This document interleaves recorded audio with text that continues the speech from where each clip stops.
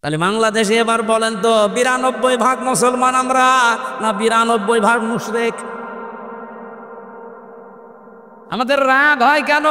দোষ তো আপনার না, আপনি শিরিক করে ফেলছেন। জমিন আল্লাহর, আপনি নিজে বলছেন এখানে আইন চলবে আল্লাহর, অথচ আপনি এমন এক দল করেন যে দল আল্লাহর আইন বিশ্বাস করেন। আপনার শিরিক হচ্ছে না? আর এই কথাটা আমি একটু বাংলা ইংরেজি আরবি মিলে বলতে গেলে আপনার রাগ হয় না?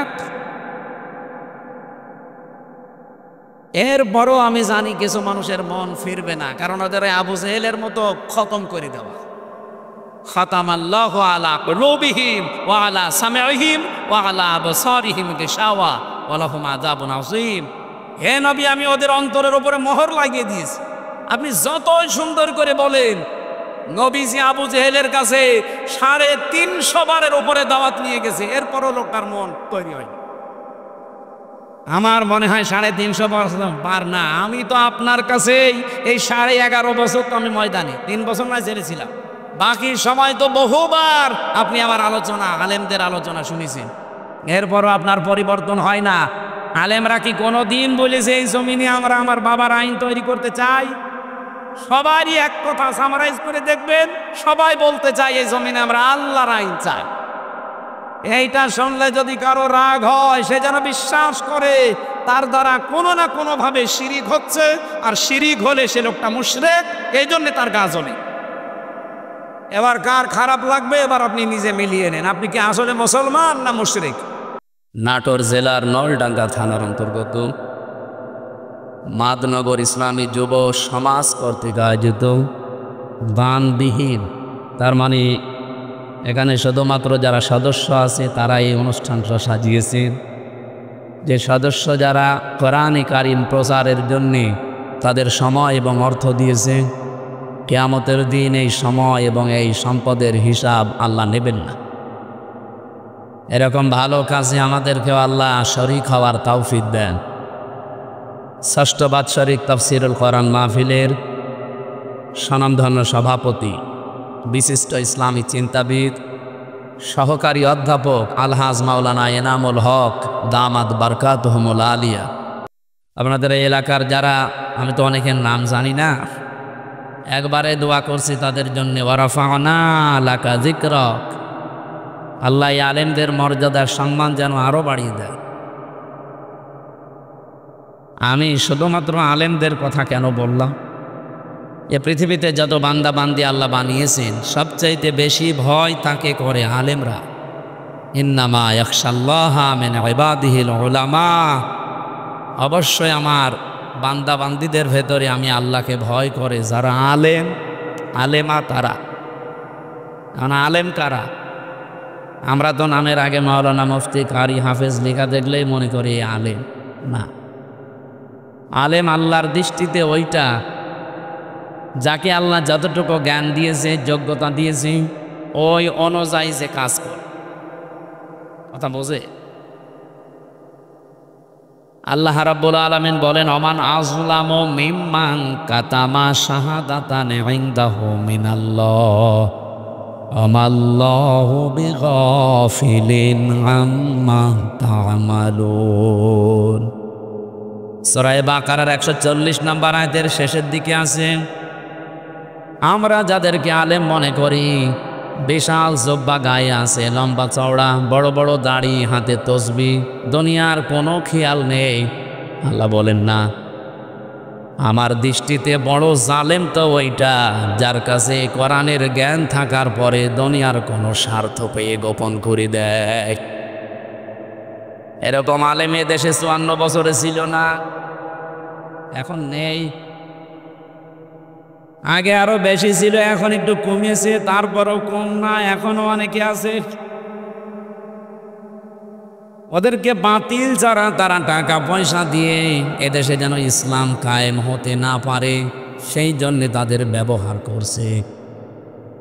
ঘোষক বলছিলেন কি যেন, যে এমন ওয়াজ করেন যেন এই এলাকায় সাদাবাজি না হয়, এলাকায় মানুষ খুন না হয়।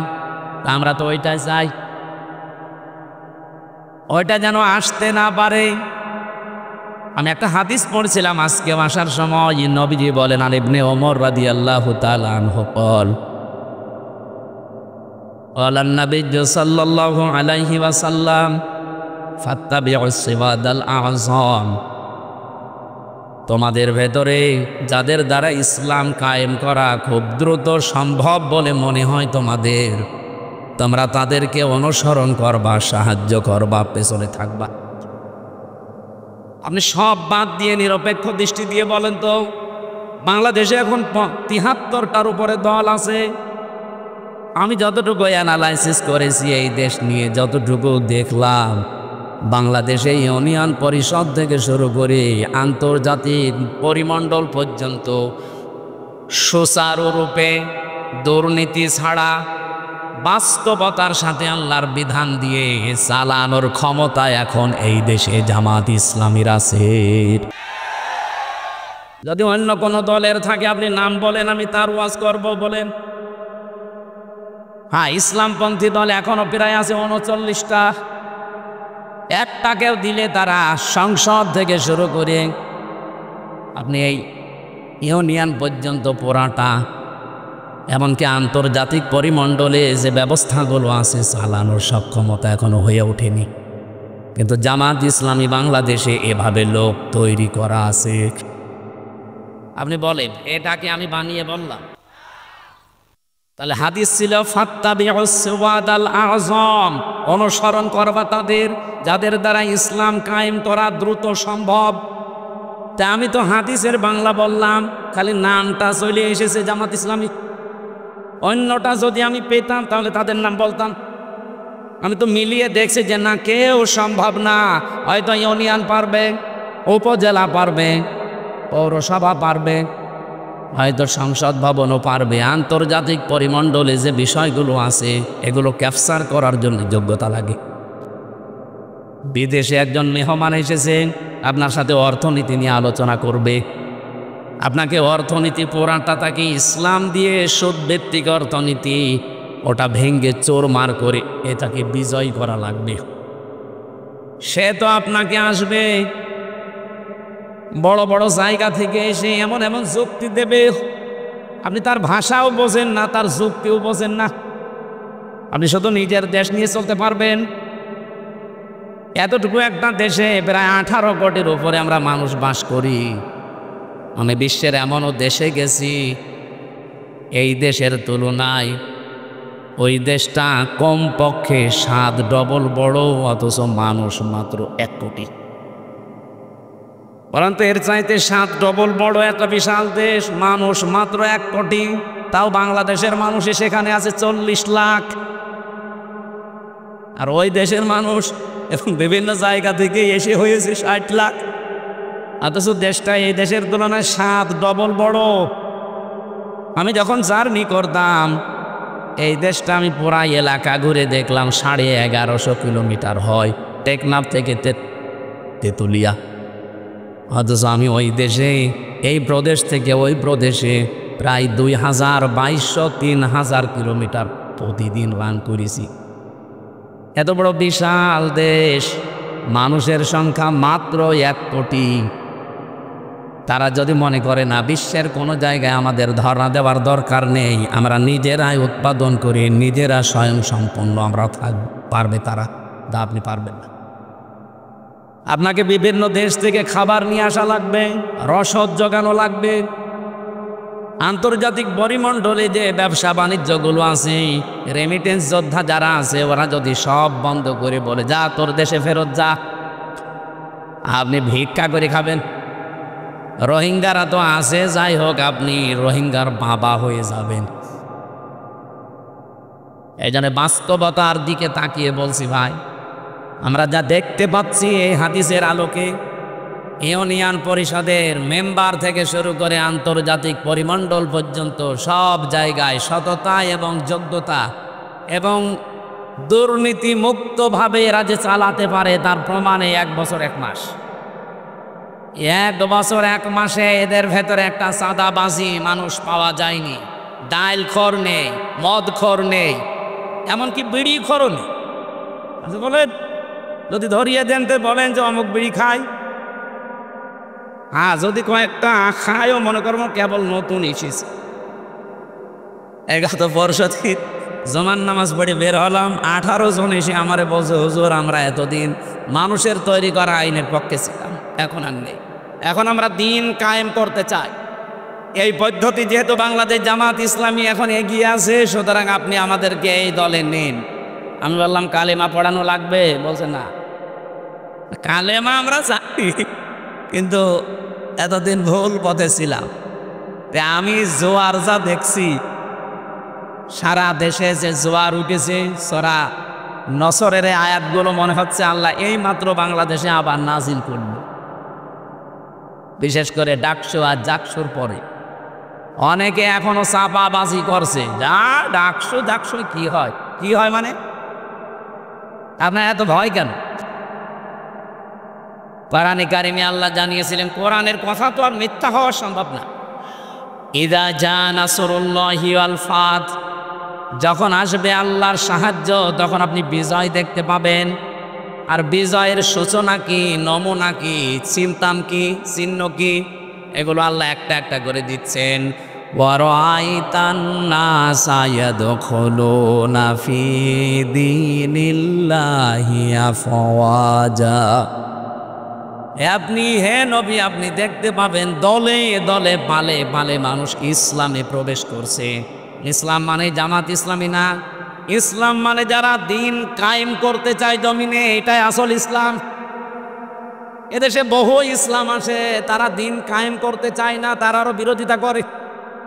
কথা বলেন না কেন? এজন্য অনেক আলেম লেগে গেছে ইসলামী আন্দোলনের বিরুদ্ধে।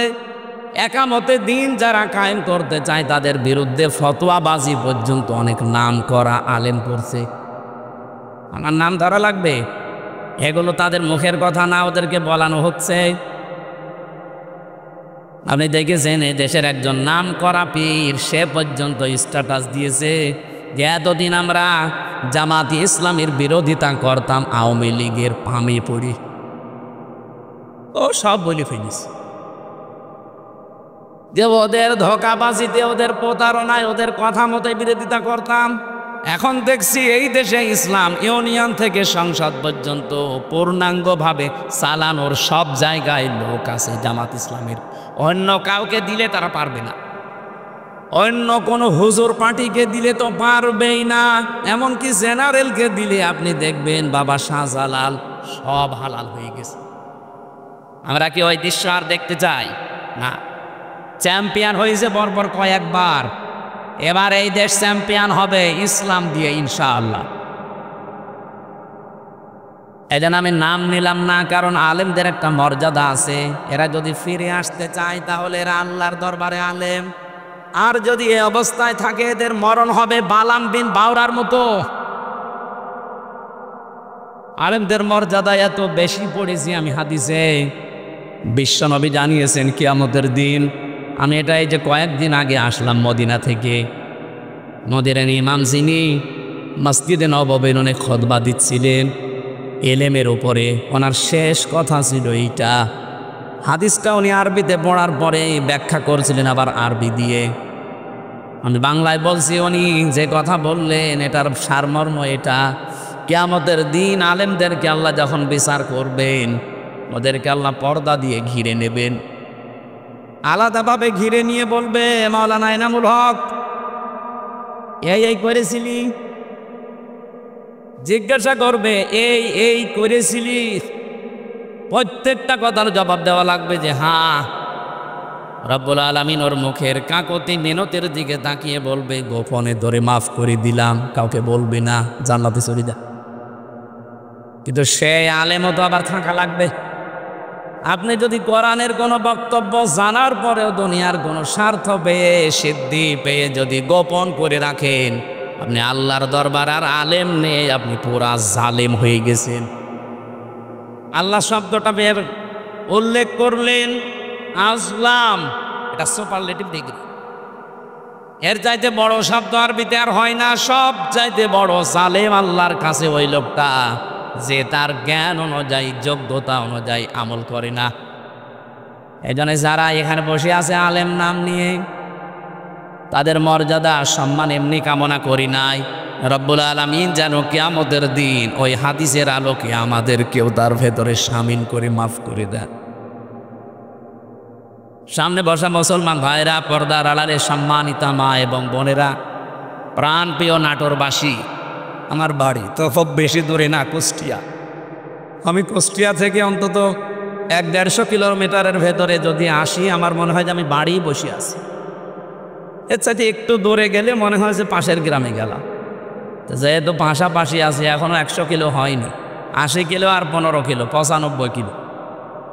তো সেই হিসাবে আমার মনে হচ্ছে যে আমি কেবল ম্যাডামের কাছে খাবার খেয়ে এই যে উঠলাম। সুতরাং আমরা ঘন্টাখানিক সময় চাচ্ছি, একটু গরম লাগছে বেশি। আমার ভাইরা, কোরআনে কারিম থেকে আমি যতটুকু বাস্তবতা বুঝেছি, আমার বয়স কম হতে পারে আপনার তুলনায়, কিন্তু বিশ্ব দেখা আপনার তুলনায় অনেক এগিয়েছে আল্লাহ আমাকে। আমি দেখেছি এই পৃথিবীর ময়দানে কাউকে যদি আল্লাহ দিন কায়েমের জন্য কবুল করেন, তাকে আল্লাহ কয়েকটা জিনিস আগে দিয়ে দেন। সূরা শূরার 13 নম্বর আয়াতে এটা আপনি পাবেন, শেষের দিকে আছে, আল্লাহু ইয়াজতাবি ইলাইহি মাইয়াশা ওয়া ইয়াহদি ইলাইহি মাইয়ুনিব। রব্বুল আলামিন বলেন, আমি আল্লাহ যাকে এজেতেবা করি, পছন্দ করি, মনোনীত করি, নির্বাচিত করি, যাকে আমার ভালো লাগে, এই মানুষটাকে আমি দুনিয়াতে দিন কায়েমের জন্যে নিয়োজিত করে দেই। ও পৃথিবী একদিকে দিয়ে দেবেন, দিন কায়েমের আন্দোলন ওর কাছে একদিকে আল্লাহ করে দেবে। আল্লাহ বলেন, আমি কেন করি জানো? ওয়া ইয়াহদি ইলাইহি মাইয়ুনিব। যে লোকটা দুনিয়াতে মন থেকে আমি আল্লাহর দিনের দিকে সত্যিকার অর্থে ফিরে আসতে চাই, তাকে আল্লাহ এইভাবে নির্বাচিত করেন। আপনি আন্দাজে আসতে পারবেন না, আপনার মন আগে দিনের দিকে ফিরে আসা লাগবে ইখলাসের সাথে। সুতরাং এই দেশে যারা দিন কায়েমের জন্য চেষ্টা চালায়, আপনি বিশ্বাস করতে পারেন আল্লাহ আপনাকে সবার ভেতর থেকে বেছে নিয়েছেন, নির্বাচিত করেছেন, পছন্দ করেছেন, মনোনীত করে ফেলেছেন। এর আগের শব্দে আপনি তাকান, যারা মুখস্থ আছে আপনি দেখেন যে বাড়িতে সূরা শূরার 13 নম্বর আয়াতের শেষের আগে আছে, কাবুরন আলাল মুশরিকিনা মা তাদউহুম ইলাই।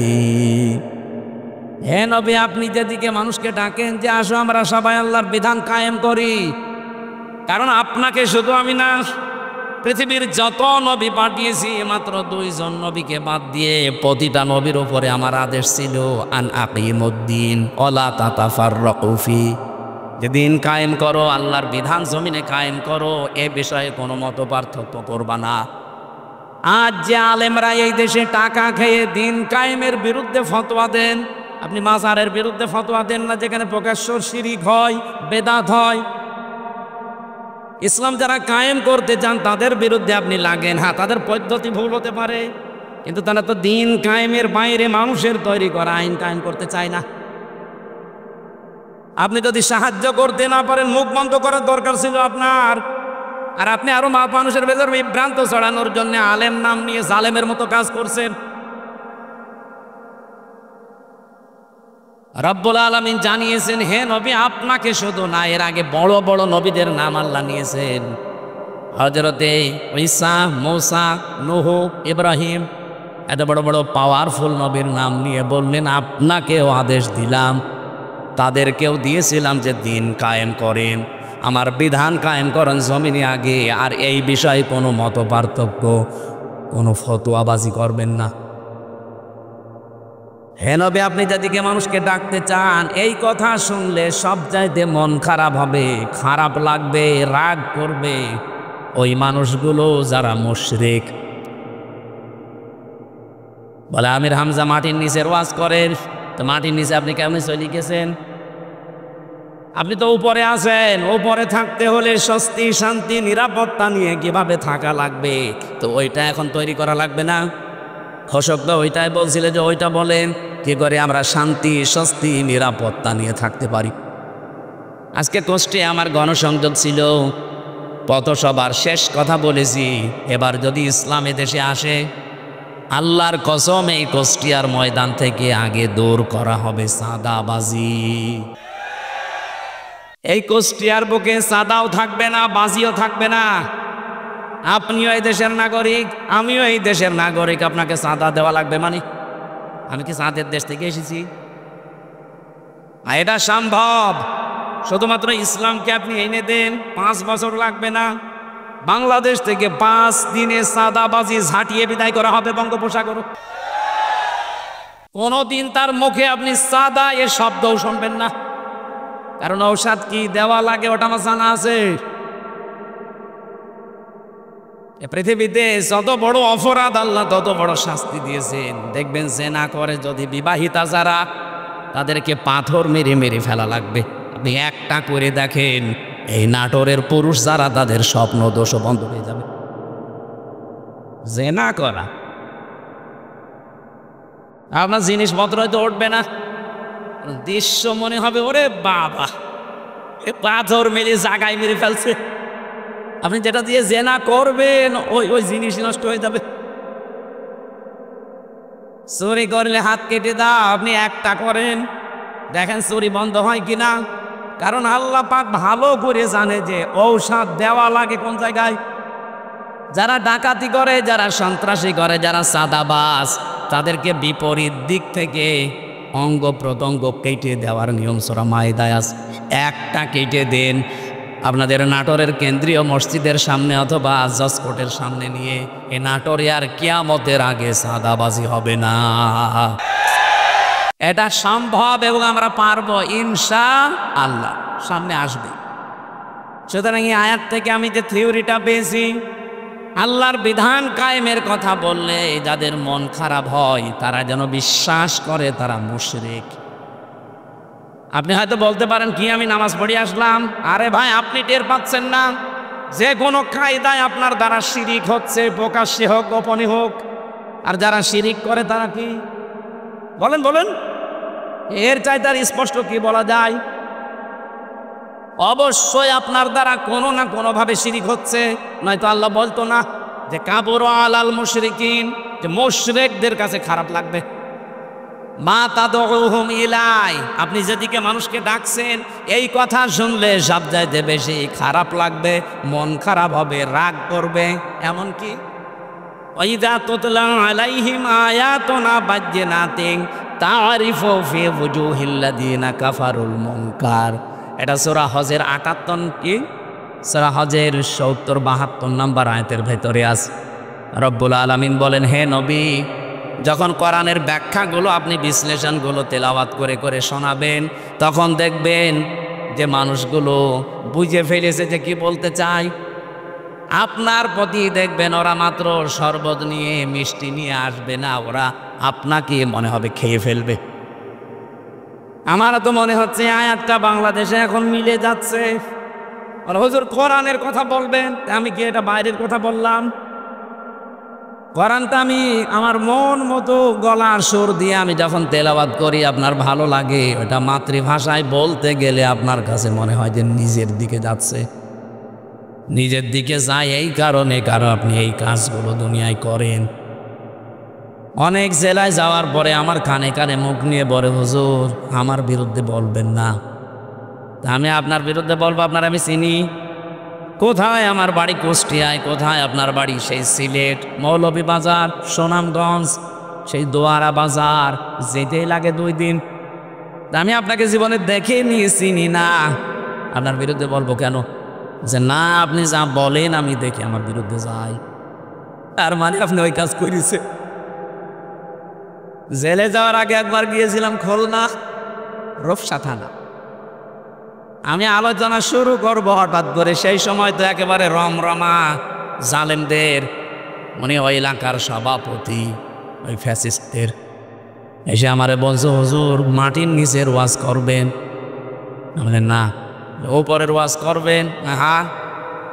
ওপরের ওয়াজ যদি করেন, ওপরে আপনাকে আমি একটা সাবজেক্ট বলে দেই, পারিবারিক জীবন নিয়ে কথা বলবেন।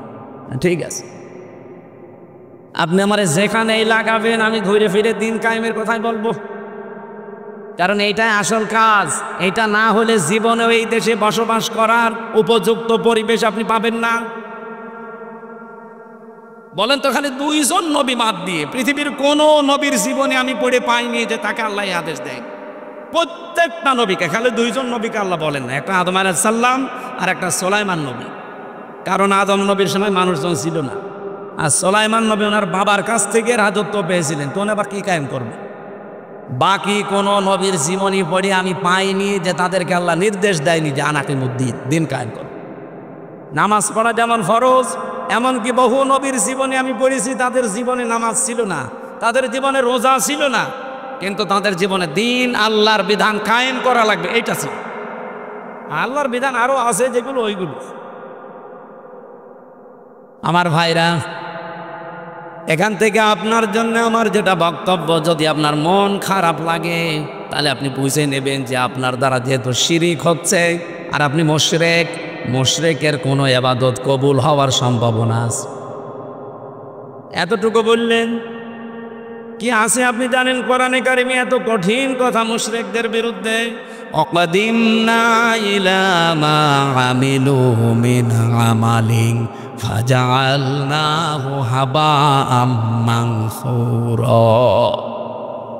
কিয়ামতের দিন মুশরিকদের আমল নামাটা আল্লাহ এভাবে দেখবে, যেই দেখবে শিরিকের ওটা ধুলি কণার মতো মুখের উপরে নিক্ষেপ করবে।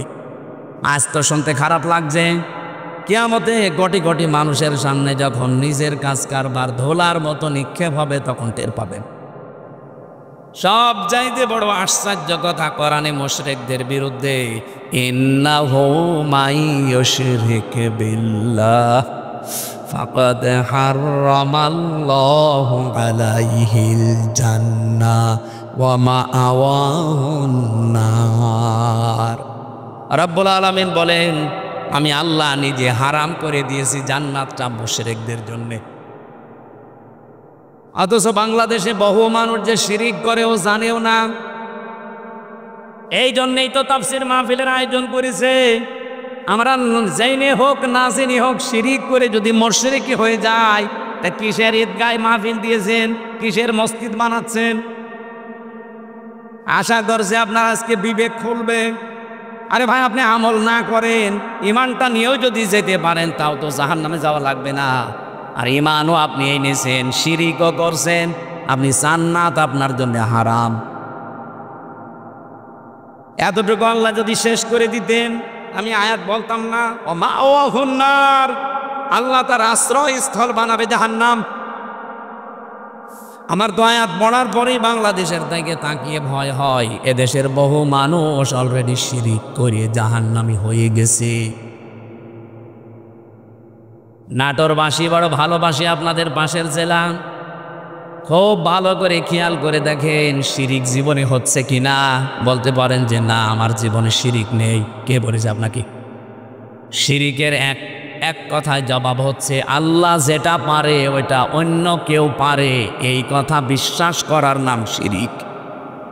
বলেন এবার আপনার জীবনে আছে কিনা? এখানে খুব বেশি না, আর বন্ধ করা লাগে। আল্লাহ যেটা পারে পৃথিবীর অন্য কেউ এটা পারে, এই বিশ্বাস করার নাম। বলেন বলেন, আপনি দেখেন তো আপনার ভেতরে আছে কিনা। সন্তান দিতে পারে কে? পৃথিবীর অন্য কারো ক্ষমতা আছে? সে মরা পীর হোক আর জীবিত পীর হোক। এমনকি কত মানুষ দেখি জেনে কি না জেনে করে আমি জানি না, আমার এসে বলো হুজুর আপেল পড়িয়ে দিন। কেন? সেদিন বগুড়াতে পেয়েছিলাম, এক লোক এসে আপেল নিয়েছে, হুজুর আপেল পড়িয়ে দিন। কেন? আমার বারবার 4টা মেয়ে হয়েছে, আমি খুব আশা করে আছি এবার যেন ছেলে হয়। আপনি এমন আপেল পড়বেন যেন এবার ছেলে হয়। আপেল পড়িছিলাম, সূরা ফাতিহা দিয়ে ফু দিয়ে ফেলে দিলাম। আপেল কই? ফেলে দিস। ফেলে দিলেন মানে? আরে ভাই, আপেল পড়ে যদি ছেলে হয় তা আমার 3টা মেয়ে হইতো না? আমার তো আগে ছেলে হইতো। ম্যাডাম রে শুধু আপেল খাওয়াতাম। কি বিশ্বাস মানুষ! আমির হামজা না, আমির হামজার বাবা আপেল পড়লে ছেলে হবে? বল, এটা দেওয়ার দায়িত্ব কার? এর একচ্ছত্র মালিকানা অন্য কাউকে আল্লাহ দেয়নি। একটা একটা করে আমি কয়েকটা বলবো শুধু শিক্ষার জন্যে।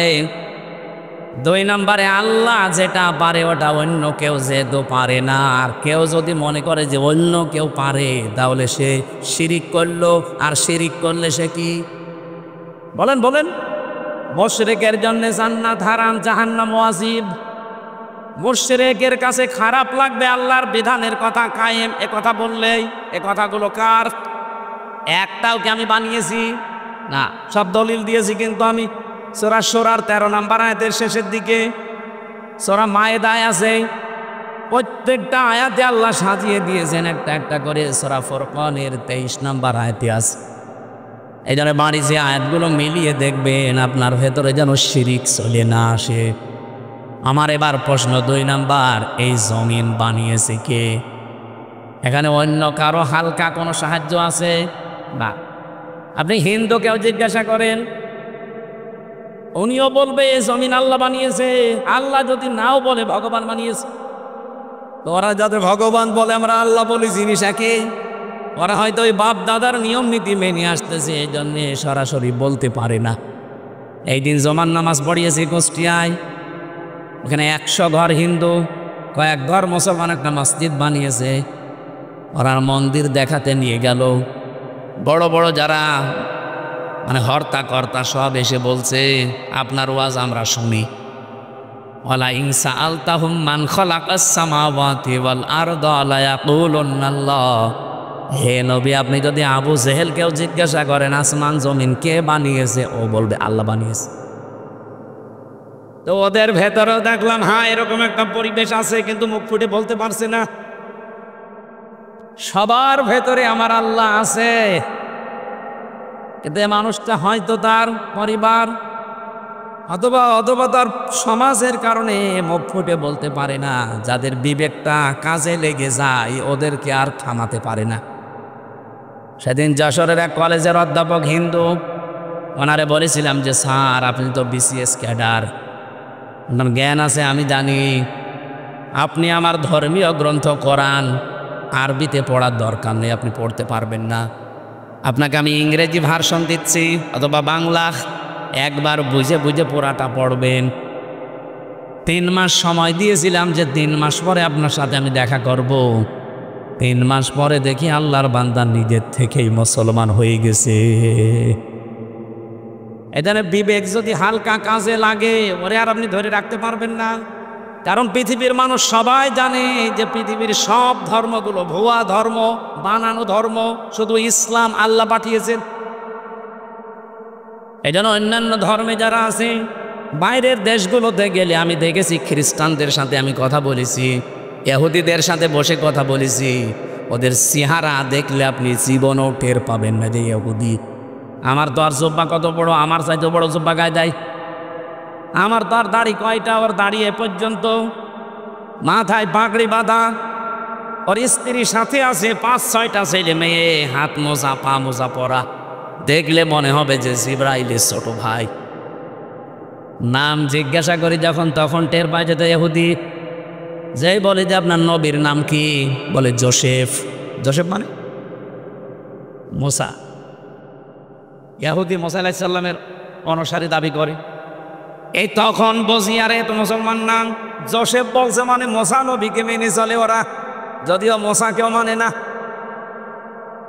খ্রিস্টানদের সাথে দেখা হয়েছিল আমেরিকায়, জিজ্ঞাসা করলাম ভাই ইংরেজিতে হ্যালো ব্রাদার, ওনারে আমি যত বলে প্রশ্ন করলাম একটা একটা করে। প্রথম প্রশ্ন ছিল যে আপনার হোয়াট ইজ ইয়োর নেম।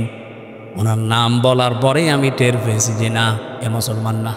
কারণ ইহুদির নামের সিরিয়াল আমি জানি, খ্রিস্টানদের নামের সিরিয়াল আমি জানি, বৌদ্ধদের নামের সিরিয়াল আমি জানি। এর নাম শুনলেই বুঝি।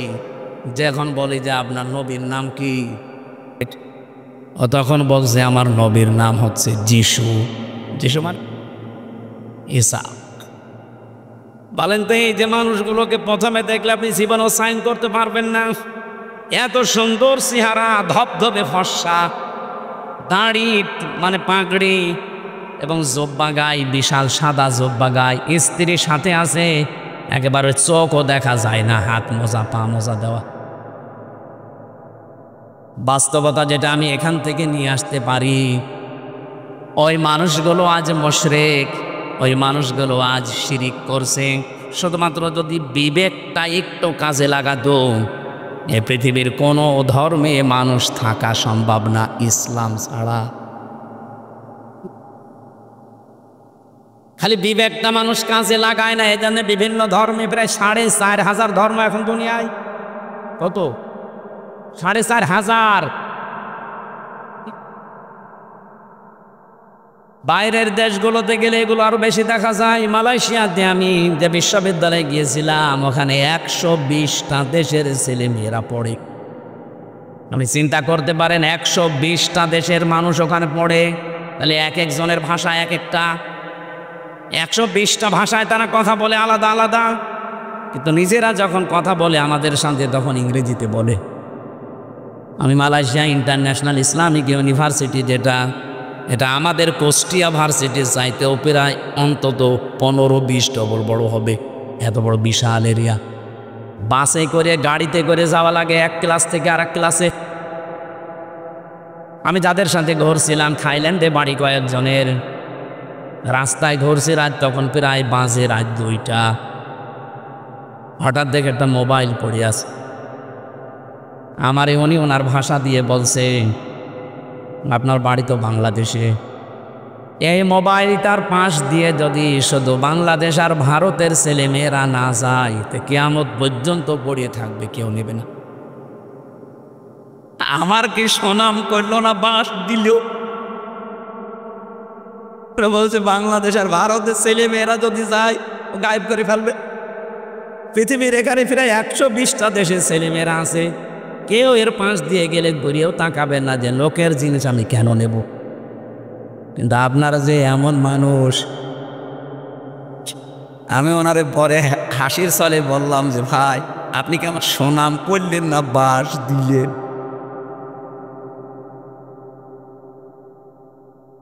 আমি যে কথা তুলেছিলাম, আজ বিবেকটা কাজে লাগিয়ে একটা বিসিএস ক্যাডার মাত্র 3 মাসের ভেতরে, উনি আরবিও পড়ে নাই, শুধু বাংলা আর ইংরেজি ভার্সন পড়ে অলরেডি মুসলমান হয়ে গেছে।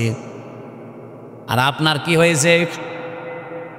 এবার আসেন, যারা বিশ্বাস করে যে জমিন আসমান আল্লাহ বানিয়েছে, আবু জেহেল যদি বিশ্বাস করে থাকে, না কিছু লাগবে না, একটু ভালো করে শোনেন তো, আপনি কোন দিকে থাকেন? ওয়াজ দিয়েছেন, আপনি যদি না শোনেন, না আরো অ্যাক্টিভ হওয়া লাগবে। এভাবে ক্লাস করে মানুষ? আপনি কি পাস? হ্যাঁ না, আপনি তো মানে ক্লাস করতে হলে অ্যাক্টিভ হওয়া লাগে। এইভাবে ক্লাস করা যায়? এই যে স্যার বসে আছে, জিজ্ঞেস করেন তো, এভাবে ক্লাস নেয় মানুষ? আরো অ্যাক্টিভ হন ভাই। আমি যে কথা বলি ওখান থেকে দেখবেন একটা শিক্ষা বের হবে। আমি আন্দাজে কোনো কথা পাসাল পারি না, অবশ্যই এখানে একটা শিক্ষা আছে, নাই তো বলতাম না। কি আছে সেইটা বের করার জন্য এই যে আন্টি শান্টি করছি। রব্বুল আলামিন বলেন, যেহেতু আসমান আর জমিন আমি বানিয়েছি, আলা লাহুল খালক ওয়াল আমর তাবারাকাল্লাহু রব্বুল আলামিন। বানিয়েছেন যিনি, হুকুম চলবে তার, এ বিধান কার? তাহলে আপনার বিবেকের কি বলে যে জমিন আসমান আল্লাহ বানিয়েছে আর এখানে চলবে মানুষের তৈরি করা আইন? একটা কথা হলো, তাহলে আল্লাহ যেটা পারে ওইটা অন্য কেউ, তাহলে জমিন আল্লাহর বিধান চলবে, আল্লাহর এখানে অন্য কারো বিধান চলতে পারে না। যদি অন্য কারো আইন, অন্য কারো বিধান আপনি চালাতে চান, আপনি অবশ্যই শিরিক করছেন। আর শিরিক করলে লোকটা কি? এইরকম মুশরিকের কাছে আল্লাহর বিধানের কথা বললে মন পাওয়া যাবে, তার কি হবে? রাগ হবে, গা জ্বলবে, মারতে আসবে। তাহলে বাংলাদেশে এবার বলেন তো, 92% মুসলমান আমরা না 92% মুশরিক? আমাদের রাগ হয় কেন? দোষ তো আপনার না, আপনি শিরিক করে ফেলছেন। জমিন আল্লাহর, আপনি নিজে বলছেন এখানে আইন চলবে আল্লাহর, অথচ আপনি এমন এক দল করেন যে দল আল্লাহর আইন বিশ্বাস করেন। তাহলে আপনার শিরিক হচ্ছে না? আর এই কথাটা আমি একটু বাংলা ইংরেজি আরবি মিলে বলতে গেলে আপনার রাগ হয় না? এরপরও আমি জানি কিছু মানুষের মন ফিরবে না, কারণ ওদের আবু জেহেলের মতো খতম করে দেওয়া। খাতামাল্লাহু আলা কুলুবিহিম ওয়া আলা সামিহিম ওয়া আলা আবসারিহিম গিশাওয়া ওয়া লাহুম আযাবুন আযীম। হে নবী, আমি ওদের অন্তরের উপরে মোহর লাগিয়ে দিয়েছি। আপনি যতই সুন্দর করে বলেন, নবীজি আবু জেহেলের কাছে 350 বারের উপরে দাওয়াত নিয়ে গেছে, এরপরও লোকটার মন তৈরি হয়নি। আমার মনে হয় 350 বার না, আমি তো আপনার কাছে এই 11.5 বছর তো আমি ময়দানে 3 বছর না ছেড়েছিলাম, বাকি সময় তো বহুবার আপনি আমার আলোচনা, আলেমদের আলোচনা শুনেছেন, এরপরও আপনার পরিবর্তন হয় না। আলেমরা কি কোনো দিন বলেছে এই জমিনে আমরা আমার বাবার আইন তৈরি করতে চাই? সবারই এক কথা সামারাইজ করে দেখবেন, সবাই বলতে চাই এই জমিনে আমরা আল্লাহর আইন চাই। এইটা শুনলে যদি কারো রাগ হয়, সে যেন বিশ্বাস করে তার দ্বারা কোনো না কোনো ভাবে শিরিক হচ্ছে, আর শিরিক হলে সে লোকটা মুশরিক, এই জন্য তার গা জ্বলে। এবার কার খারাপ লাগবে এবার আপনি নিজে মিলিয়ে নেন, আপনি কি আসলে মুসলমান না মুশরিক। দরুদ আর সালাম পাঠ করার মাধ্যমে আমরা তেলাওয়াতকৃত আয়াত, যেটা আমি ছোট্ট ছোট্ট 2টা আয়াত পড়েছি, 6666টি আয়াত, এটা প্রসিদ্ধ, আর বিশুদ্ধ হচ্ছে 6236টা আয়াত। এর ভেতরে মাত্র 2টা আয়াত পড়েছি, আমি আগে পরও পড়তে পারতাম। এই 2টা আয়াত থেকে কিছু কথা তাফসির আকারে শোনাতে চান। আপনারা তাফসির মাহফিল লিখেছেন, অথচ এখন চলছে নবীজির জন্মের মাস, সিরাত লিখে দিলে আমরা ওইভাবে সাজাতাম। যেহেতু তাফসির লিখেছেন, আমরা তাফসির আকারে কথা বলবো, শুনবেন তো নাকি? লাগবে না। আমি আগে একটু তেলাওয়াত করে তাফসিরের যে মূল নীতি আছে 15টা একটা একটা করে বলবো, এরপরে আমরা ভেতরে যাব। আউযু বিল্লাহি মিনাশ শাইতানির রাজিম। তিলকা আয়াতুল কিতাবিল মুবিন। হ্যাঁ, এখান থেকে এবার একটা শিক্ষা বের হবে। রাব্বুল আলামিন বলেন তিলকা, এই আয়াতুন, এটা বহু বচন। এই আয়াতগুলো যেগুলো এখন আপনাদের সামনে আমি বলবো, এই আয়াতগুলো হচ্ছে আল কিতাব। কিতাবের আগে আলিফ লাম আছে, এরপরে আছে মুবিন। আল্লাহ পাক বলেন এটা স্পষ্ট কিতাবের আয়াত। আমার প্রশ্ন হচ্ছে, কোরআন কি স্পষ্ট না অস্পষ্ট? না না, আপনার বলা ঠিক হয়। আপনি তো স্পষ্ট না কোরআন আপনার কাছে, এনামুল ভাই বললে বলতাম। আপনার এখন যদি আমি পেটে বম মারি, তিলকা মানে কি বলতে পারবেন? আপনার কাছে স্পষ্ট হয় কি করে? তার মানে আমি ওই মানের লোক চাচ্ছিলাম। এখান থেকে ডানে বামে আলেমগুলো যদি বলতো স্পষ্ট, আমি কম প্রশ্ন করতাম না। যারা সবাই একবারে বললেন আমার কাছেও কোরআন স্পষ্ট না, আপনি মিথ্যা বলেছেন। কিতাব যদি আপনি স্পষ্ট করতে চান, কিতাবের কাছে আসা লাগবে। কথা বলেন না কেন? আপনি এই যে বয়সে আছেন, এই বয়সে এখন মাদ্রাসায় ভর্তি হয়ে সময় দিতে পারবেন? কি কথা বললেন না? আপনার বয়স এখন 55 বছর, আপনি এখন মাদ্রাসায় ভর্তি হয়ে সময় দিতে পারবেন? ওই 8 বছর 9 বছরে ভর্তি হয়ে যেভাবে পড়ছে পারবেন না। কিন্তু আল্লাহর একটা বিশেষ অনুগ্রহ এই বাংলাদেশের উপরে, এই দেশে এখন এমন একটা মাদ্রাসা, এমন একটা বিশ্ববিদ্যালয় আছে যেখানে ভর্তি হয়ে গেলে আপনাকে কোরআন শিখাবে। সেটা বাংলাদেশে জামাত ইসলামী। আপনি হয়ে দেখেন, 15টা পয়েন্ট পূরণ করা লাগে প্রতিদিন। এই লোকটা খুব শিক্ষিত না, আপনাকে চিনি, ম্যাট্রিক পাসও করে নাই, কিন্তু এই জায়গায় আসার কারণে ওনাকে বিশ্ববিদ্যালয়ে ভর্তি হওয়ার সিস্টেম করে দেওয়া হয়েছে। প্রতিদিন কোরআন শরীফ শুদ্ধ করে পড়া লাগবে। আবার কয় আয়াত পড়বেন, বুঝে পড়েন না, আন্দাজে পড়েন, আবার লেখা লাগবে। 1 মাস পরে আবার দায়িত্বে যারা আছে তাদের দেখানো লাগবে। এর চাইতে বিশ্ববিদ্যালয় কোথায় পাবেন আপনি? আর আপনার যে বুড়ো বয়সে কোন ভার্সিটি আপনাকে নেবে? যেন আসেন এই বিশ্ববিদ্যালয়ে, আপনাকে আলেম বানানো হবে। খুব বেশি দিন লাগবে না, মাত্র 6 মাস আপনি সময় দেন, আমি গ্যারান্টি দিচ্ছি আপনি এই দেশের বহু আলেমের চাইতেও জ্ঞানী হয়ে যাবেন। আমার কথার অর্থ আপনি বুঝেছেন? আপনি স্পষ্ট হন কোরআনের কাছে এসে। বহু আলেম কোরআনের এই শব্দগুলো জানে না, কেন আলিফ লাম দেওয়া হয়েছে এটাও বলতে পারে না। আমার মনে হয় এখানে যদি 100 জন আলেম থাকে 50 জন বলতে পারবেন যে আলিফ লামের নাম কি। আলিফ লাম 4 প্রকার। এখানে যেটা আছে এটা নির্দিষ্ট করার জন্য আল্লাহ দিয়েছেন। কেন দিলেন? এই পৃথিবীতে কিতাব বলতে একটাই, কোরআন শরীফ। কোরআন বাদ দিয়ে পৃথিবীর যত বই আছে সব কোরআনের ব্যাখ্যা। যেভাবেই লেখেন না কেন ওটা কোরআনের ব্যাখ্যার ভেতরে পড়বে। আপনি যদি চাঁদ নিয়ে লেখেন, চাঁদের কথা কোরআনে নেই। বলেন বলেন, যদি এই জমিন নিয়ে লেখেন, জমিনের কথা কোরআনে নেই। যেটাই করবেন ওগুলো আসলে কিতাব না, ওগুলো কিতাবের ব্যাখ্যা। কিতাব কয়টা? আরো জোরে, কেমন কিতাব? স্পষ্ট বলেন বলেন। আল্লাহ পাক বলেন আলহামদুলিল্লাহিল্লাযী আনজালা আলা আবদিহিল কিতাবা ওয়া লাম ইয়াজআল লাহু ইওয়াজা। প্রশংসা করা লাগবে আমার। কেন? আমি আমার বান্দাকে কিতাব দিয়েছি। কিতাব কেউ দিতে পারে না, আল্লাহ নিজে পাঠিয়েছেন এটা তার বান্দার কাছে। এমন কিতাব দিলেন ওয়া লাম ইয়াজআল লাহু ইওয়াজা, যে কোরআনের ভেতরে, কিতাবের ভেতরে কোনো বক্ষতা নেই, যেখানে কোনো গোপন কথা আপনি পাবেন না। কোরআনে যা আছে সব স্পষ্ট কথা, সব ওপেন কথা, কোনো গোপন কথা আছে? আরো জোরে বলেন। এজন্য কোরআনের নিয়মই এইটা, এর কাছে যদি কেউ বুঝে শুনে আসে সে আর জীবনেও গোপন থাকে না, সে ওপেন হতে চায়। আর আমরা এমন কিতাবের আলেম, এত স্পষ্ট চলছে দুনিয়া এখন, এত সহজ হয়ে গেছে, এর পরেও বলে হুজুর আমি গোপনে আছি। কি কিতাব পড়ে আলেম হয়েছে যে এতদিন গোপন থাকা লাগবে? হযরত ওমর যেদিন শুধু কোরআন পড়েছিলেন সূরা তাহা, সঙ্গে সঙ্গে তিনি ওপেন হয়ে গেছেন। আর আমরা এমন হুজুর সারা জীবন তো গোপনে আছি, এখন একটা সুযোগ এসেছে তাও বলছে গোপনে আছি। ও মনে হয় কিয়ামতেও গোপনে থাকবে। আরে ভাই, আপনার কাছে কি মনে হয় এই যে সুযোগটা আল্লাহ তৈরি করে দিয়েছে, দলে দলে মানুষ পালে পালে। আমি তো সারা বাংলাদেশের 630টা থানা ঘুরছি, সারা দেশ আমার এই হাতের ভেতরে। আমি তো দেখতে পাচ্ছি অবস্থা কি। জোয়ার যা উঠেছে, আমার বিশ্বাস ইসলাম এবার সংসদে যাবে। আপনি যতই ষড়যন্ত্র করেন জীবনও ঠেকাতে পারবেন না।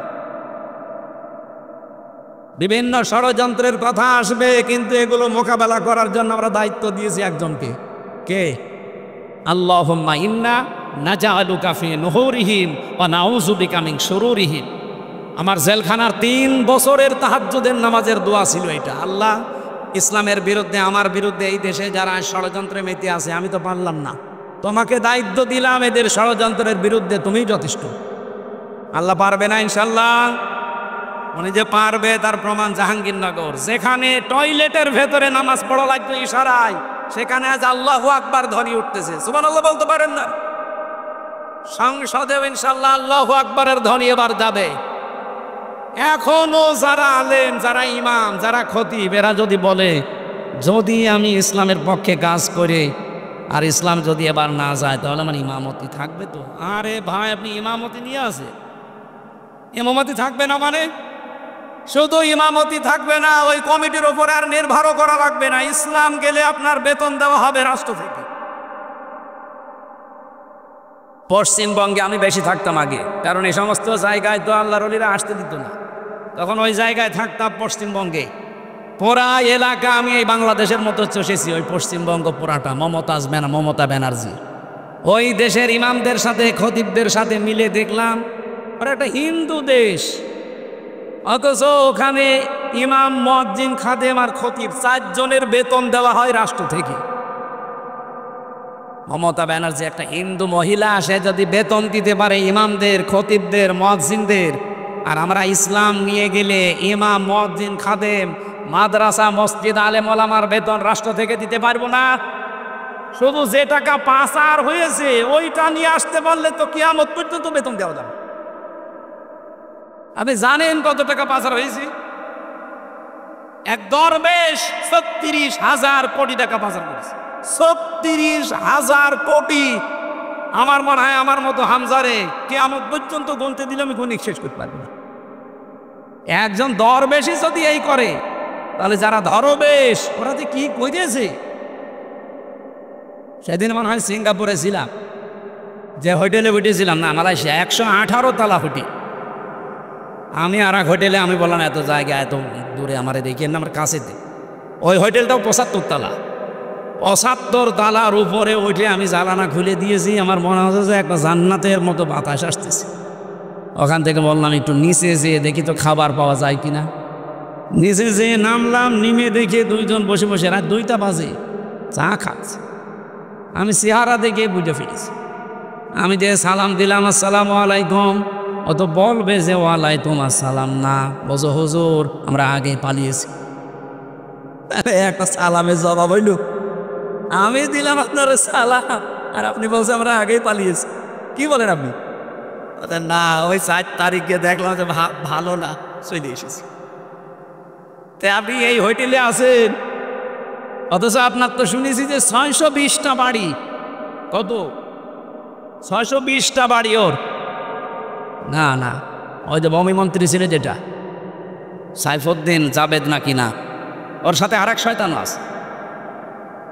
বজ হুজুর আমার সাহেব পাড়া আছে মালয়েশিয়ায়, আমার কানাডাতে বাড়ি আছে বেগমপাড়া, লন্ডনে আছে, এই যে এখানেও আছে পাশের রাষ্ট্র সিঙ্গাপুরে, কিন্তু আমি যেতে পারি না। এই দেশে 20 লাখ বাঙালি থাকে, আমি যদি বাইরে যাই আমার ভত্তা পানি থাকবে। খুব গোপনে আসি, নামি না। এই যে রাত 2টো বাজে নেমেছি, আপনি আমার জন্য দোয়া করে। দোয়া আপনার জন্য আসবে, কি দোয়া কর? এখন দোয়া করলে তো বদ দোয়া হবে। আপনি কি করেছেন? 620টা বাড়ি মানুষ মানায়, আমার একটা বাড়ি, তাই আমি মনে হয় বছরে 2-3 মাস থাকতে পারি, বাকি সবসময় রাস্তায় থাকি। আপনি কবে থাকবেন বাড়িতে? এই জন্যে এদেশের আলেম ওলামারা এখনো যে ভয়ে চিন্তায় আছে। কোনো ভয় নেই, আপনার কোনো চিন্তা নেই। ইসলাম এবার আসবে আর আপনারা সবচাইতে বেশি সুযোগ সুবিধা পাবেন, সে কওমি বলেন, আলিয়া বলেন, খারেজি বলেন, যাই বলেন। কিন্তু কিছু আলেম নামধারী এদেরকে বা আমার রামরা এখনো পর্যন্ত পেছনে লেগে আছে। জামাত ইসলামী বাংলাদেশের বিপক্ষে একটা কথা লাগিয়ে দেন, এরা আসলে নাকি মাদ্রাসার বেতন বন্ধ করে দিবে। এটা শয়তান বিশ্বাস করবে? এটা আপনার কথা না, আমরাও জানি আপনাকে দিয়ে রাম আর বামরা বলাচ্ছে।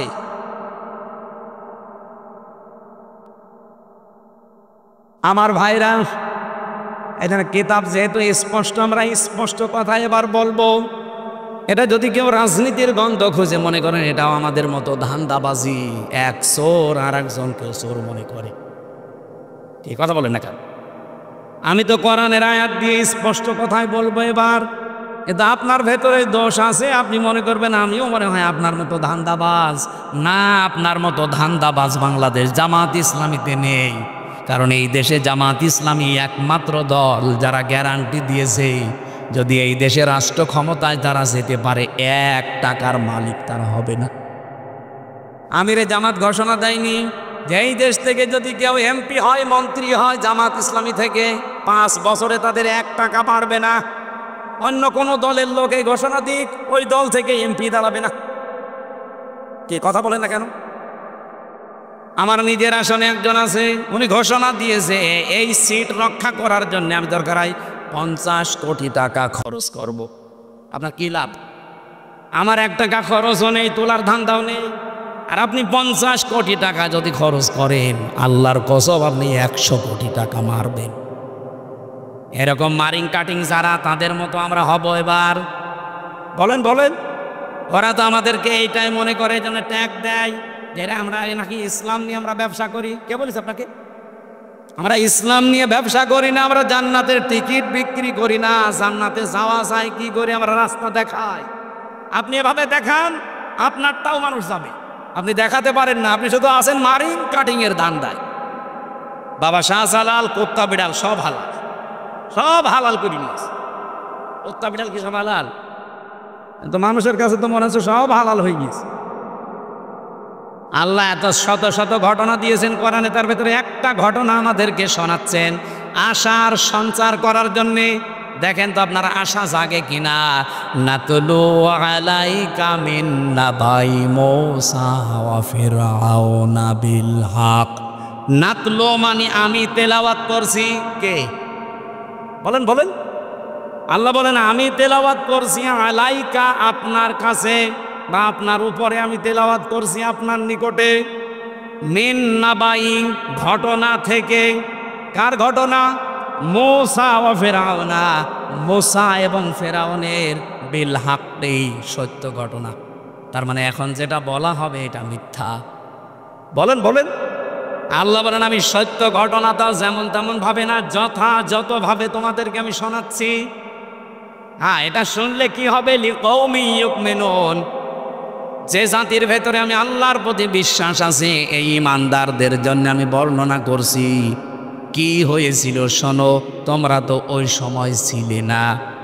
ইন্না ফিরআউনা আলা ফিল আরদি, অবশ্যই ফেরাউন এই জমিনের ভেতরে ছিল একজন স্বৈরাচার, সন্ত্রাসী, সীমা লঙ্ঘনকারী।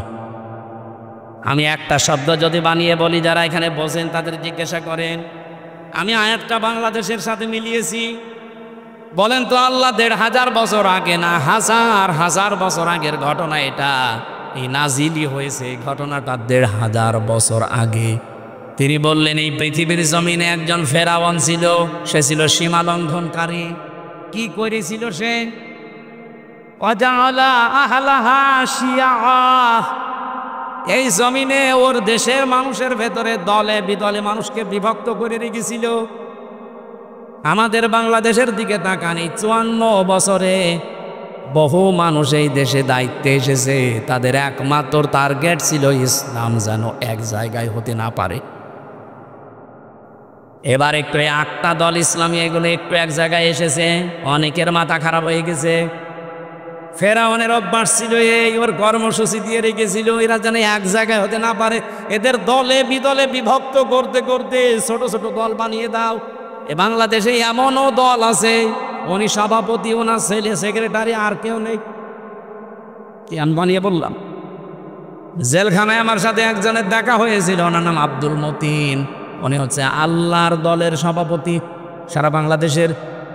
ওনারে বললাম যে ভাই আপনি তো সভাপতি, সেক্রেটারি কে? বলছে আমার ছেলে। আর লোক বলছে আর কেউ নেই। ওইটা একটা দল, আল্লাহর দল। এরকম দলে বিদলে বিভক্ত করে রেখেছে। ৭৩টা দল চলছে বাংলাদেশে এখন, শুধু নিবন্ধিত দল ৪৯টা। বাংলাদেশে আরো যেগুলো আছে আমি সেদিন হিসাব করে দেখলাম ৭৩টার উপরে। তাহলে এই যে ফেরাউন এই কাজ করেছিল হাজার হাজার বছর আগে, আর এই লেডিস ফেরাউনও আমাদেরকে দলে বিদলে বিভক্ত করে রেখেছিল এই কয় বছরে। ফেরাউনের সাথে দেশের কাজ মিলছে না। ফেরাউনের কাজ আর একটা ছিল,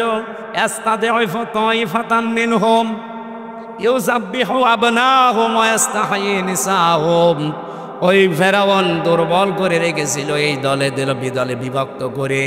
ওই দেশে পুরুষদেরকে সে মেরে ফেলতো আর মেয়েদেরকে সে বাঁচিয়ে রাখতো। এর দুইটা অর্থ হতে পারে, হয়তো সন্তান হত্যা করেছিল লাখের উপরে, আপনারা জানেন। পুরুষদেরকে মেরে ফেলার অর্থ কি? এই ফেরাউন লেডিস যেটা বিদায় নিয়েছে এটাও কিন্তু এই কাজ করেছিল। পুরুষদেরকে সরাসরি হয়তো জবাই করে মেরে ফেলেনি, কিন্তু একটা মানুষ যোগ্যতা সম্পন্ন হওয়ার পরে শুধু দলীয় পরিচয় দেখে তার চাকরি হয়নি, তার মানে তাকেও মেরে ফেলার সামনে। আমি কথা বোঝাতে পারিনি? মাওলানা এনামুল হক যেখানে ওঠার কথা, যেই জায়গায়, ওনার শুধু দলীয় পরিচয় থাকার কারণে ওই জায়গায় উঠতে দেয়নি, ওনারে বসিয়ে রেখেছে সেই যে নিচের চেয়ারে ওখান থেকে। অথচ 15 বছরে ওনার ওঠার কথা 5 সিঁড়ি পার হয়ে। এই যে উঠতে না দেওয়া এটাও মেরে ফেলার শামিল। এই কথা বলেন না কেন? আমার সামনে আমি নিজে মনে করেন আমার রোল নাম্বার 1, 50 নাম্বার যার, তারে এনে আপনি বসিয়ে দিয়েছেন চেয়ারে। বলেন তো আমাকে মেরে ফেলা কিনা? ফেরাউন এইটা করেছিল ওই জামানায়, আর এই জামানায় ফেরাউন এখন ঠিক এই কায়দায় পুরুষদেরকে অলরেডি শুধু ইসলাম মানার কারণে মেরে ফেলেছে। ঢাকা বিশ্ববিদ্যালয়ে মাদ্রাসার ছাত্রছাত্রীরা ভর্তি হতে পারবে না, অথচ আমার চাইতে অনেক অগাছে ভার্সিটি ভর্তি হতে পারবে। ইসলামকে তারা কোন জায়গায় নিয়েছে? ক্লাস 5 এবং 8-এ বৃত্তি পরীক্ষায় আগে 100 মার্ক ছিল, এই জালেমরা এসে ওইটাও তুলে দিয়েছে। এর যে কিছুদিন আগে দুই নবীর নাম নিয়ে যিনি বসে আছেন, ডক্টর মোহাম্মদ ইউনুস। কয় নবী? দুই নবীর নাম। অথচ গানের মাস্টার নিয়োগ দিল, শরীর চর্চার মাস্টার নিয়োগ দিল, 1 থেকে 5 পর্যন্ত একটা আলেম মাওলানা নিয়োগ দিতে পারে নাই। এই কথা বললেন না কেন? এই দাবি নাটোরবাসী করে কিনা যে আমরা প্রত্যেকটি প্রতিষ্ঠানে 1 থেকে 5 পর্যন্ত একজন আলেম মাওলানা টিচার চাই। এই দাবি আছে কার? দেখে লিল্লাহে তাকবীর। দেখেন তো, হাত তোলেন কে? দেখেন, এটা রেকর্ড হচ্ছে, তোলেন। আপনি কোরআনের পক্ষে আছে এটা আজকে হাত তুলে দেখান। ডক্টর মোহাম্মদ ইউনুসের কাছে যদি নাও যায়, এটা আরো সে চলে গেছে ইনশাআল্লাহ। ইব্রাহিম নবীর পক্ষে একটা ব্যাং পোশাক করেছিল, তাই আল্লাহ তারে কবুল করে নিয়েছে, তার পোশাকও পাক। আর আপনি আজকে কোরআনের শিক্ষার পক্ষে হাত তুলে কিয়ামতের দিনে এই হাত আপনাকে জান্নাতে নেওয়ার জন্য চেষ্টা চালাবেন ইনশাআল্লাহ। আমার ভাইরা, তাহলে পুরুষদেরকে মেরে ফেলতো আর মেয়েদেরকে সে বাঁচিয়ে রাখতো ভোগ করার জন্যে, অথবা তাদেরকে দিয়ে জেনা ব্যভিচার করিয়ে করিয়ে সমাজটা নষ্ট করার জন্যে। ইন্নাহু কানা মিনাল মুফসিদিন। আল্লাহ পাক বলেন, নিশ্চয় সে ছিল ফাসাদ সৃষ্টিকারী, সীমা লঙ্ঘনকারী, বিশৃঙ্খলাকারী। এ পর্যন্ত আল্লাহ যদি শেষ করে দিতেন, এই আয়াতগুলো আমি বলতাম না। এবার একটা আশার বাণী শুনিয়েছেন, ওয়ানুরিদু আন্না মুন্না। আল্লাহ পাক বলেন, আমি একটা ইচ্ছা করলাম। ওই এদিকে তাকা। ইচ্ছা করছে আমির হামজা কে? আরো জোরে বলে। আল্লাহ বলেন, আমি একটা ইচ্ছা করলাম। কি? আন্না মুন্না, আমি অনুগ্রহ করব, দয়া দেখাবো। আলাল্লাযীনা, তাদের উপরে। আলাল্লাযীনা ইসতুদঈফু ফিল আরদ, এই জমিনের ভেতরে ফেরাউন যাদেরকে দুর্বল করে রেখেছিল, জুলুম, অত্যাচার, নির্যাতনের স্টিম রোলার চালিয়ে যাদেরকেও দুর্বল করে রেখেছিল এই বনি ইসরাইল মুসা নবীর দলকে, আমি চাইলাম, আমি আল্লাহ ইচ্ছা করলাম তাদেরকে জমিনে একটু কিছু দয়া দেব। কি দয়া দেব? ওয়ানাজআলাহুম আইম্মাতান, আমি চাইলাম যে তাদেরকে জমিনের নেতা বানাবো। আল্লাহ কিন্তু নেতা বানার আরম্ভ করে দিয়েছে। এক কথা বলেন না কেন? এতটুকু না, ওয়ানাজআলাহুমুল ওয়ারিসিন, আমি চাইলাম এই জমিনের উত্তরাধিকারী তাদেরকে বানিয়ে দেব। আমার তো মনে হচ্ছে খাপের খাপ মুমতাজের বাপ মিলে যাচ্ছে। এখন যদি মনে করেন না ওদের সাথে মেলছে, আমাদের সাথে মেলে না, আপনার সাথে মেলবে কি করে? আপনার আদর্শ আছে, আপনার চরিত্র আছে। রাত 9টার পরে তো আপনার পা ঠিক মতো মাটিতে পড়ে না। আপনার চরিত্র কিসের? আপনি লাল পানি খান, আপনি ডাল খান, আপনি বাবা খান। আল্লাহ কাদের উপরে দয়া করেছে এটা দেখা লাগবে। যাদের উপরে ফেরাউন জুলুম, অত্যাচার, নির্যাতনের স্টিম রোলার চালিয়েছিল, আমার তো মনে হচ্ছে 54 বছরে যাদের ওপরে মিথ্যা তহমত দিয়ে, উল্টাপাল্টা কথা দিয়ে জাতির কাছ থেকে আলাদা করে রেখেছিল, বিশেষ করে 15.5 বছরে সবচাইতে বেশি জুলুম, অত্যাচার, নির্যাতন যে দলের ওপরে করা হয়েছে, ওই দলকে আল্লাহ একটা অনুগ্রহ দিয়ে তাদেরকে জমিনের নেতা বানাবে এবং শাসন ক্ষমতা তুলে দেবে। আপনি বলেন মিলছে কিনা? যদি না মিলে আমি আয়াত পড়বো না। আমার তো কোরআন হাদিস পড়ে দেখতে পাচ্ছি, হ্যাঁ একেবারে 100% মিলে যায়। অনুমাক্কিনা লাহুম ফিল আরদ, আল্লাহ বলেন আমি চাইলাম জমিনে আমি তাদেরকে ক্ষমতায় বসাবো। অনুরিয়া ফিরআউনা ও হামানা ও জুনুদাহুমা, আর আমি দেখাবো ফেরাউনকে, হামানকে, হামান মানে মন্ত্রী, ফেরাউনকে আল্লাহ দেখাবে। এখন লেডিস ফেরাউন এখনো বেঁচে আছে, ওকে আল্লাহ দেখাবে। এমনকি ওর মন্ত্রী পরিষদ যারা পালিয়ে আছে তাদেরকেও দেখাবে। ও জুনুদাহুমা, এমনকি তার সৈন্যবাহিনী, তার দলের লোক যারা, তাদেরকেও আল্লাহ নিজে দেখাবে। এখানে ফাইল কর্তা আল্লাহ নিজে। কি করবেন? মিনহুম, এদেশ ঠান্ডা করতে কাউকে লাগবে না, 151 জনই যথেষ্ট। এক এক অধিবেশনে একটা একটা করে আইন পাশ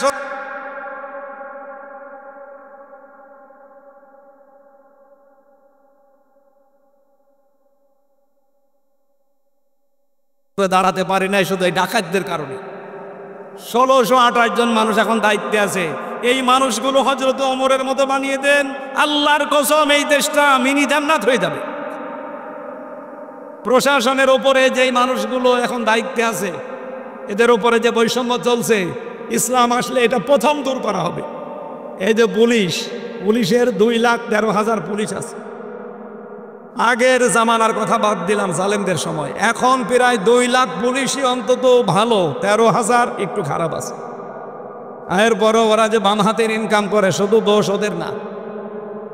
আমরা কোরআনে কারিমকে এবার যদি সত্যি জায়গা মতো নিয়ে যেতে পারি, সর্বপ্রথম হাত দেওয়া হবে এই দেশের প্রশাসনে। ওদের প্রথম কাজ হবে ওরা মেনে চলবে ওদের আইজির কমান্ড। বাংলাদেশে কোনো নেতা খেতা কোনো নেত্রীর কথা ওদের শোনা লাগবে না। 2 নম্বরে 8 ঘন্টা ডিউটির পরে যেই কয় ঘন্টা ওরা ডিউটি করে জনগণের জন্য, ওভার টাইম হিসাবে মাস শেষে বেতন দেওয়া লাগবে। 3 নম্বরে এই যে আজ নাটোর নলডাঙ্গা থানা থেকে, এটা কয় কিলো জানি না আমি, কয় কিলো, 4 কিলো, এই 4-8 কিলো পথ ওরা এখানে এসেছে, এখানে থাকবে সারাদিন। মনে করেন সে দুপুরবেলা এসে এগুলো দেখছে, ওদের খাবার দাবার নাস্তা, এরপরে এই যাওয়া আসার যে বিল, এগুলো কিন্তু ওদের নিজেদের পকেটের টাকা।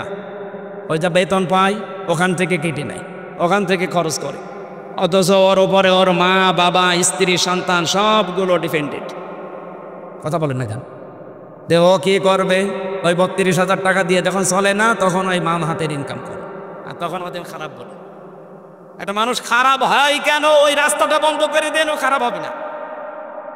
পুলিশ যদি এখানে কেউ থাকে, আপনি তারা জিজ্ঞাসা করে দেখেন, আজকে যদি সে দুপুরে এখানে এসে থাকে, খাবার খাওয়া, চা নাস্তা খাওয়া, যাওয়া আসার সব বিল ওর পকেটের। কেন? ও কি ওর বাবার কাজ করছে না আমাদের কাজ করছে? সমাজের কাজ যখন করবে, এই বিল সমাজের অথবা সরকারের দেওয়া লাগবে না, এটা দেওয়া হয় না। এরকম প্রত্যেক জায়গায়। আমি যে ওসিকে পড়াতাম কুষ্টিয়ায়, সেই 11 সালে, ওনার বেতন ওই সময় মনে হয় কত 42,000 টাকা ছিল, আমার সঠিক মনে নেই।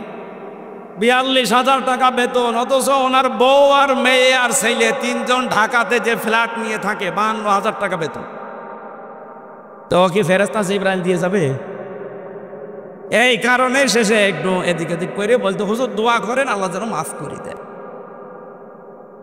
আমরা এবার আর দোয়া না, এবার একেবারে এই যে 151 জন যদি যেতে পারে, একটা একটা করে আইন পাশ হবে, আপনারাও শান্তিতে থাকবেন। প্রশাসনে হোক, বিচার ব্যবস্থায় হোক, ইসলামী অর্থনীতিতে হোক, সবাই আমরা এই দেশটাকে সাজিয়ে নিতে চাই। সুতরাং এই দেশে আর চাঁদাবাজি হবে না, এদেশে মানুষ মার্ডার হবে না, ধর্ষণ বললাম না, সব নদশো বন্ধ হয়ে যাবে। আল্লাহ রাব্বুল আলামিন এরকম একটা পরিবেশ আমরা চাই না।